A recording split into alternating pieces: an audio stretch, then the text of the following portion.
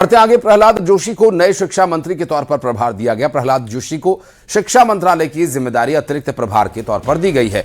आपको बता दें कि पूर्व मंत्री धर्मेंद्र प्रधान के इस्तीफे के बाद प्रहलाद जोशी को यह प्रभार दिया गया है और धर्मेंद्र प्रधान के इस्तीफे के बाद ये जिम्मेदारी उन्हें सौंपी गई है।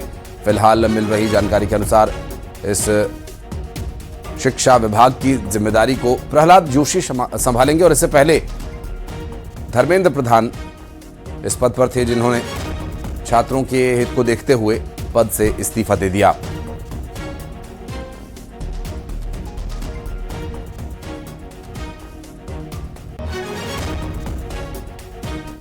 मेरे ऊपर विश्वास रख के दिया है और जो प्रधानमंत्री जी ने विश्वास रख के इतना बड़ा जिम्मेदारी मेरे ऊपर दिया है, उसको मैं पूरा विनम्रता के साथ और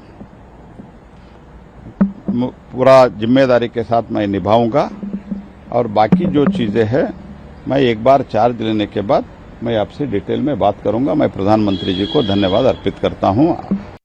धर्मेंद्र प्रधान का इस्तीफा वो तो खैर देश ने छीन कर ले ही लिया और जवाबदेही 20 जुलाई की जो हिंसा जिसमें पैलेट गन्स का इस्तेमाल हुआ था, उसकी जवाबदेही तय करनी पड़ेगी। किसने पैलेट गन्स चलवाई, किसने लाठियां चलवाई और किसने चलाई। युवाओं ने ये निर्णय किया कि जंतर मंतर से लेकर देश के कोने कोने में अपनी आवाज उठाएंगे, अपनी आवाज को बुलंद करके धर्मेंद्र प्रधान का इस्तीफा लेंगे।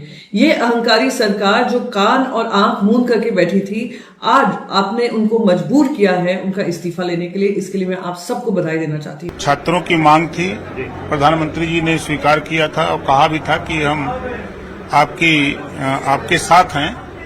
उसी कड़ी में इस्तीफा भी हुआ, कड़ा कानून भी बना और फास्ट ट्रैक कोर्ट में मुकदमा चला करके जो दोषी लोग हैं उनके खिलाफ कड़ी से कड़ी कार्रवाई करने का एक कानून भी ला दिए। मैं आदरणीय प्रधानमंत्री नरेंद्र मोदी जी का बहुत बहुत आभार प्रदेश की तरफ से देता हूं कि प्रधानमंत्री जी ने युवाओं की बात को सुनकर के बहुत बड़ा निर्णय लिया है। मैं आदरणीय प्रधानमंत्री जी का बहुत बहुत आभार प्रकट करता हूं। जिनको हम जेन जी कहते हैं आज की शब्दावली में, जिनके बारे में लोग कहते थे कि ये रील वाली जनरेशन है, उन्होंने रील और रियल के बीच के फासले को खत्म कर दिया। जिंदाबाद। और धर्मेंद्र प्रधान के इस्तीफे के बाद गृह मंत्री अमित शाह का भी बयान आया। उन्होंने अपने एक्स पोस्ट पर लिखा कि हमारे लिए पद से ज्यादा महत्वपूर्ण देश और युवा छात्र हैं। और धर्मेंद्र प्रधान का इस्तीफा इसी को दर्शाता है।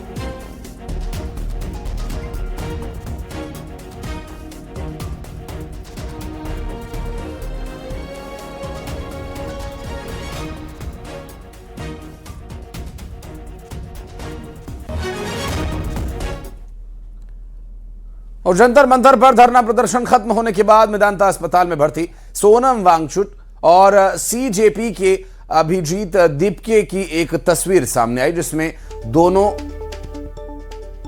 अस्पताल के बेड पर बातचीत करते हुए दिखाई दिए और सोनम वांगचुक और अभिजीत दीपके साथ में मुस्कुराते हुए दिखाई दे रहे हैं। दरअसल ये एक वीडियो कॉल का स्क्रीनशॉट है। तस्वीर के साथ कैप्शन लिखा है, 2 पेशेंट्स 1 विक्ट्री ऑल स्माइल्स। अनशन समाप्त होने के बाद वांगचुक का इलाज जारी है और उनकी सेहत पर डॉक्टर लगातार नजर बनाए हुए हैं। मैं जो कदम सरकार ने और धर्मेंद्र प्रधान जी ने लिया उसका स्वागत करता हूं, सम्मान करता हूं और सभी देशवासियों को बधाई देता हूं कि ये एक लोकतंत्र की जीत है जो आज हमने देखा और इसे ऐसा ही आगे भी हम सुरक्षित रखें लोकतंत्र को भारत में। और देश की युवा पीढ़ी को मैं बधाई देना चाहता हूं और धन्यवाद देना चाहता हूं सीजेपी के हमारे टीम और भाइयों और बहनों को, जिन्होंने ये मुद्दा उठाया सबसे पहले और जो वॉलंटियर्स जिन्होंने उनका साथ निभाया, लोकतंत्र के लिए खड़े हुए, उन सब का सम्मान करता हूं मैं। और धर्मेंद्र प्रधान के इस्तीफे पर कैलाश विजयवर्गीय ने बयान दिया और कहा कि धर्मेंद्र प्रधान ने पहले ही इस्तीफा देने को कहा था, पार्टी ने तब रोका था। सीजेपी के आंदोलन से फर्क नहीं पड़ता है। ये बयान सामने आया धर्मेंद्र प्रधान के इस्तीफे के बाद। मंत्री कैलाश विजयवर्गीय का, और उनका ये कहना था कि पार्टी के ही निर्देशों का पालन वे कर रहे थे और इस आंदोलन के दबाव में नहीं बल्कि छात्रों के हित में लिया गया ये निर्णय है। धर्मेंद्र जी ने बहुत पहले कह दिया था कि मैं इस्तीफा दे देता हूँ, पार्टी ने ही रोका था।